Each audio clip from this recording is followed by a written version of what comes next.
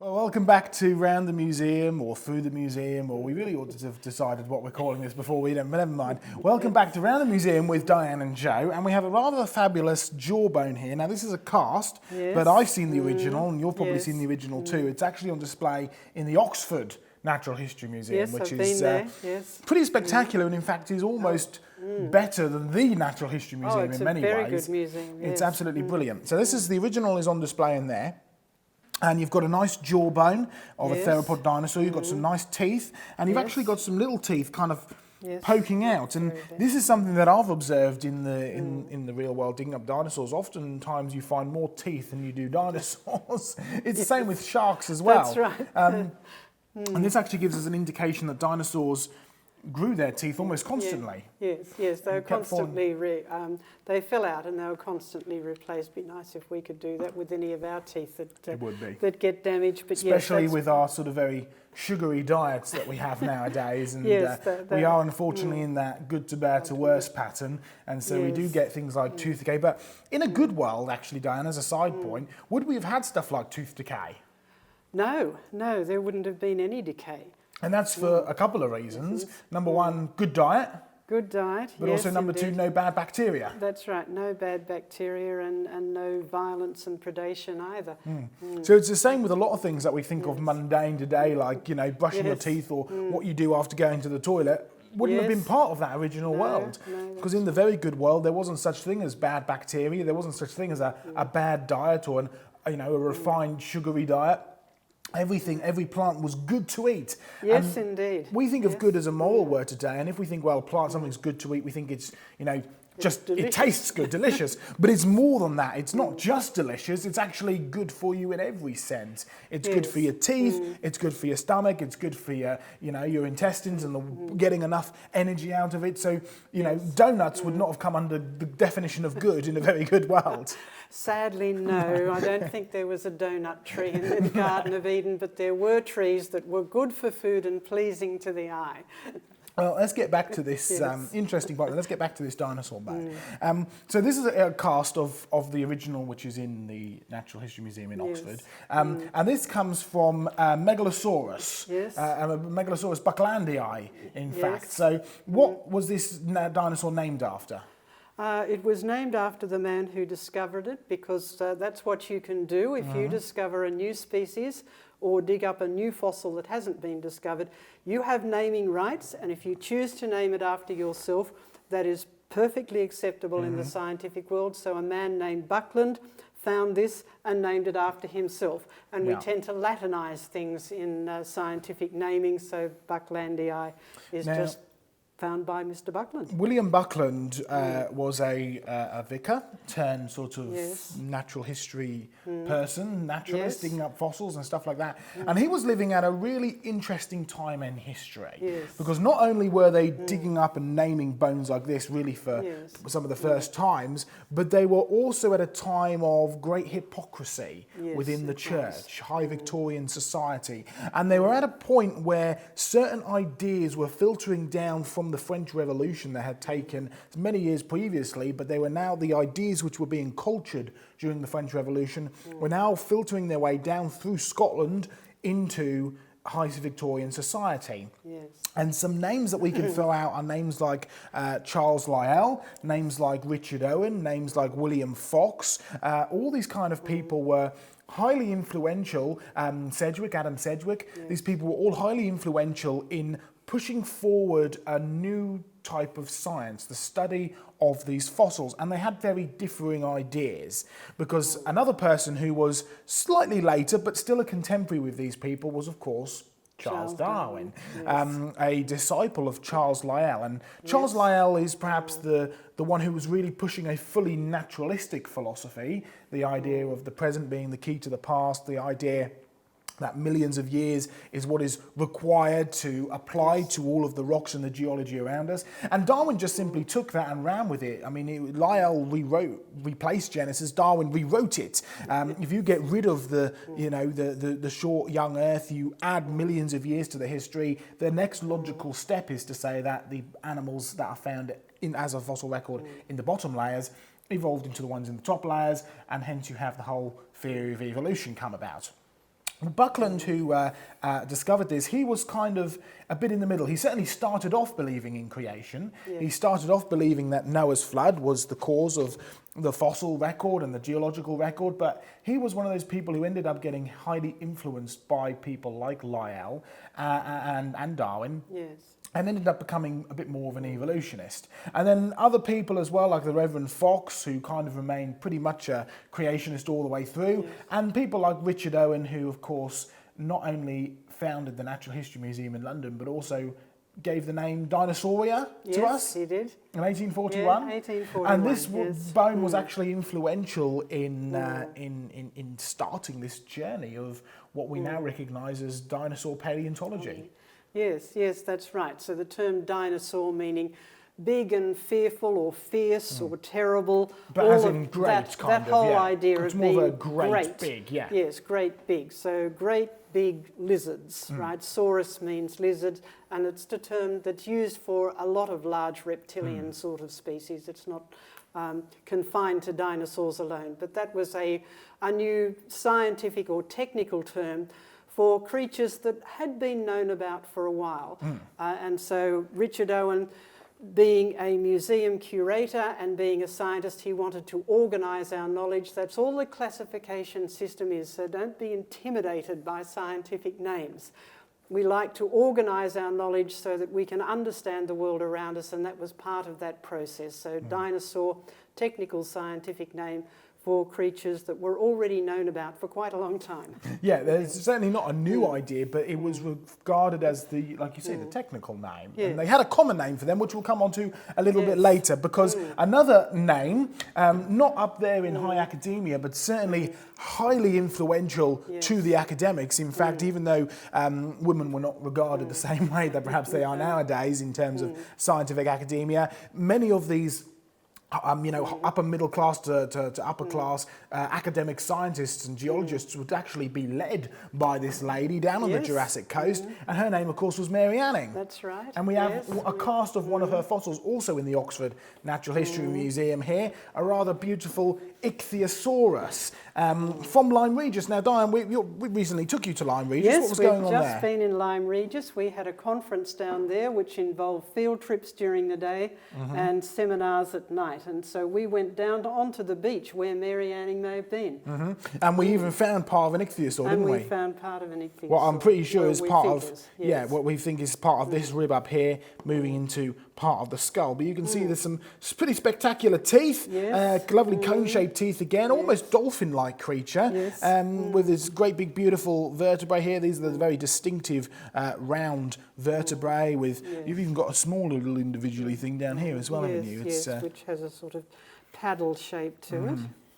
Very nice indeed. And it was Mary Anning who started discovering these and ended up selling these on, these great creatures. And in particular, she sold a lot of her collection to Richard Owen, who founded the Natural History Museum, but she also sold a lot to a man called Thomas Hawkins. And Hawkins ended up having an enormous collection of these dinosaurs, and he actually ended up donating most of these, well, we call them dinosaurs. They're technically not the land dinosaurs, but they're referred to loosely as dinosaur-type creatures. Sauruses. The ichthyosaur just exactly. means fish lizards. So same thing. And he donated a huge group of these in the end to the Natural History Museum. Yes. But he wrote a book based on all of these fossils that Mary Anning was finding. And he called them the Book of Great Sea Dragons. Yes. In fact, you can still go to the Natural History Museum today, You go to the Natural History Museum, and they are the original labels that were on them. A lot of them have been covered up now, but they were called sea dragons, and that was a perfectly acceptable name for them. And you can still go to the Natural History Museum today, and they've got that enormous wall, haven't they? Yes, a huge full wall of these sea dragons. Yes, it's always worth going Ichthyosaurs, to plesiosaurs, there's giant crocodiles up there, and they all have the great big, sort of written on a big thick black ink sea dragon, or Hawkins collection sea dragon. So let's talk about dragon for a moment, because we said earlier that Dinosauria was considered the technical scientific term for these great big creatures, these terrible lizards. But what did people like Owen, people like Fox, people like Buckland, people like Anning refer to these dinosaurs, these great big terrible lizardy creatures, in an informal term? Well, just in general conversation, they referred to them as dragons. In fact, Fox, who lived on the Isle of Wight, wrote to one of his friends and said, "Oh, I love this place because I can dig up old dragons." So that was the normal conversational term for them. It still is today in China. I've actually experienced that myself when some visiting academics from China came to the university where I was working. And when they found out I was interested in fossil bones as well as living bones, because I was working in a department of anatomy, one of them said, "Oh, well, I live in the province that has the most dragon bones." Now, this was just a casual conversation, but that's what they think of them, and that's what they thought of them back in the 19th century when Owen and his colleagues were around. And people truly believed that there were these dinosaur-like creatures, these dragon creatures living on the earth not too long back, and they're like, "We've found the bones of them. We're finding the bones of these dragon creatures." They were believed to be real creatures. They were believed to have really existed, and now, and this is sort of almost pre the idea of millions of years, this is at this kind of turning point, and you can see people turning, because you can see William Buckland looking at these things and looking at these and going, these are the dragon bones. And then because of the influence of people like Lyell, these end up becoming millions of years old, and dragons get pushed into mythology. Because if these are millions of years old, there's no way that these could be the dragon bones.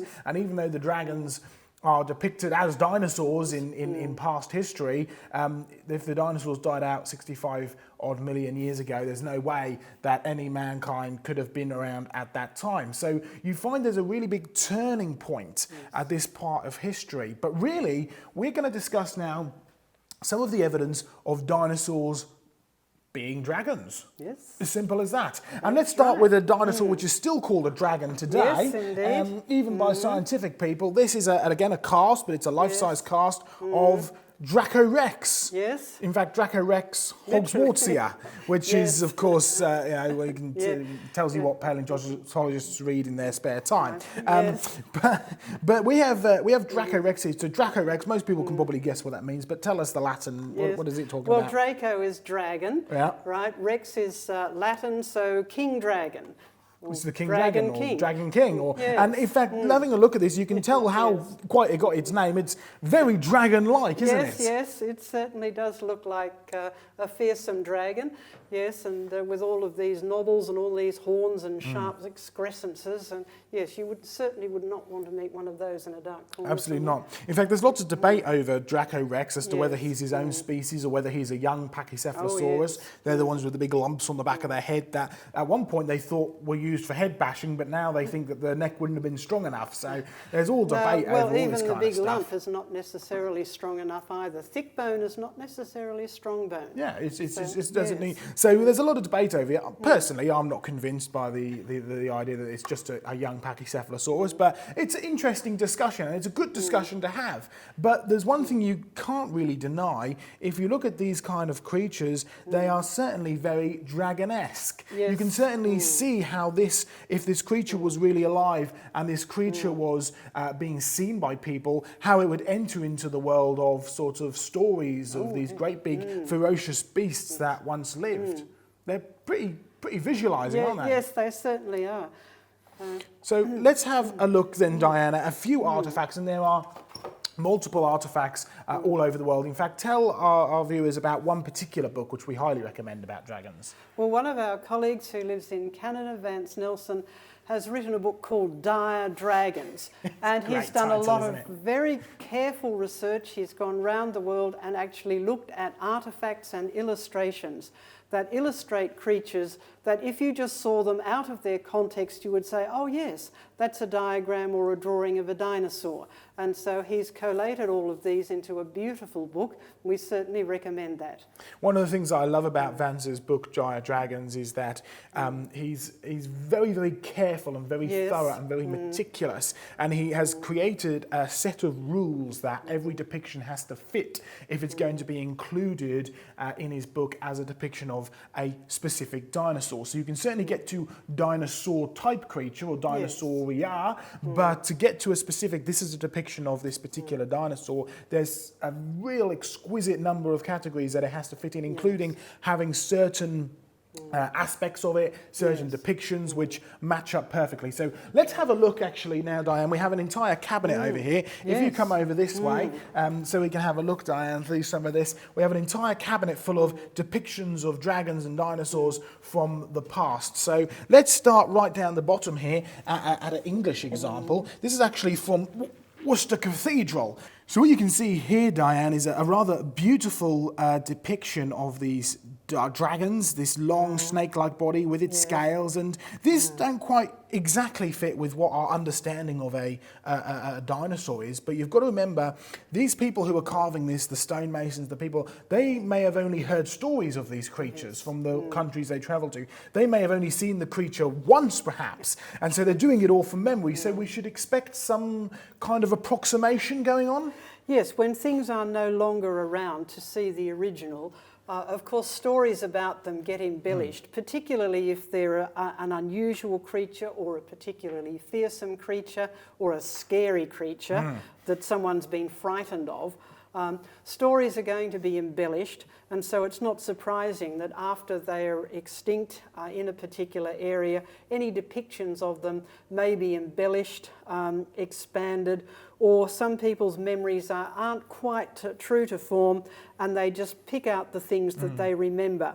And so if they remember something was very scary, they'll draw a scary face, but it might not necessarily be an anatomically correct one. You can see this with other depictions because these masons, the stonemasons, travelled all over the world to collect stone and understand how it works and depiction stuff. And you can see, carvings and drawings of things like monkeys and lions and tigers in these big cathedrals here in England, right? And these are from the masons who'd gone out and either heard stories about them or had seen them from a distance, had brought these ideas back and ended up carving them. And they certainly are approximations, right? Some of them are a bit strange, but you can tell what they're trying to depict. You can tell that it's a monkey or a dog or a lion or whatever it is. So really, when you're looking at, you should expect some approximation, but what large reptilian creatures are there? Well, the only one you're coming to is a dinosaur. And the fact that you have these stories and these depictions and accounts from all over the world, independent groups of people as well, is really, really important. So let's look at some Chinese examples. Now, these are from the Chinese zodiac. So we've got there a depiction of a dog, and here we have a depiction of a tiger. And then here we have this creature. And now the Chinese zodiac has many animals in it. Yes, some rather mundane ones like rats, but it also has tigers and dogs and rabbits. So some big fierce ones, some fairly innocuous ones. And then this one. And they do have a dragon. The dragons. Now, all of these creatures in the zodiac are real creatures? They're all real creatures, yes. Except for what is supposed to be the dragon, the dinosaur. But why would they have all real creatures that people can relate to and choose as their own, magical zodiac kind of thing as they believe? Yes. But except for this mythical dinosaur type creature. Yes. Well, especially if you look at the older depictions, these are very dinosaur-like. Yes, they are in the older depictions, yes. So it would make sense that if you have a zodiac of normal creatures that you live with, that are part of your life, part of your environment, why pick one that doesn't exist anymore when all of the others, like things like rats and dogs, which are just part of the normal environment, you wouldn't pick something that was imaginary. You would just have them all the same, all real creatures that people are familiar with. So the Chinese in particular, and you mentioned that they actually still use the word dragon in their depiction of dinosaurs today. In fact, the Chinese word for dragon is long. Yes. So even in their scientific names, we have one at Jurassic Ark called Guanlong, which means crested dragon. And if you read the original scientific report of when they discovered this, they clearly set out why they gave it this name, and it does mean crested dragon. There's Milong and quite a number of other dinosaurs that have been discovered in China in the last sort of 20 or 30 years. So you're talking about modern discoveries, and they have that name in them, and it is explained there in the scientific literature unashamedly that this was given a name that means something dragon. And here we have one of the shipwreck things from the Han Dynasty. Yes. This is actually from Vance Nelson. It was from his collection that we ended up acquiring for the museum. And you can see it's covered in these little dragon-like creatures. And what's really fascinating with these is that one thing that Vance is doing is not just looking for depictions of dinosaurs, but also depictions of animals that are supposedly extinct, right? Not just dinosaurs, but all extinct animals. So these look very, very much like some of the Permian and Triassic creatures that you find as well. Yes, they've got that sort of sinuous reptilian look about them, even if they're not dinosaurs. With these big sort of dragony-like things. So really, really fascinating study. And of course, here's another one from Vance's collection. This is another cast of the Angkor Wat stegosaurid. We call it a stegosaurid because, like I said, Vance has done a lot of research into this, and it's certainly a depiction of a dinosaur-type creature, but getting as close up as stegosaurs might be a step too far. But really, you're looking at a beautiful depiction of this kind of dinosaur-type creature. In fact, there's a few of them at Angkor Wat as well. Yes, which is a place in the Far East. So it's a big temple. It's a big temple. And it was finished in 1186 AD, right. So it's a fairly old temple as well. And so the further back, the more likelihood there is of these creatures still being around, or the remnants of these creatures being around. Yes, and they would have depicted what they saw, what they considered to be the iconic animals of their environment. So yes, and they would draw things that people would know what these are, and they wouldn't be imaginary type things that they would put on their temple. So really excellent evidence. We've got some other examples here as well. We've got some of the Viking dragons you can see there. We've got this strange dinosaur-looking creature. We're still doing some research on this, but we were talking about it before, weren't we? It looks still very dinosaur-like. Yes, it's an odd-looking creature. It doesn't depict anything that's living today, but it's got an odd number of features. This sort of lumpy, bumpy, almost spikes kind of thing. Yeah. Spikes, cones. That does look like the sort of surface that we found in some dinosaurs, some armour-plated dinosaurs. And it's got legs like any land-dwelling walking creature, and it's got teeth.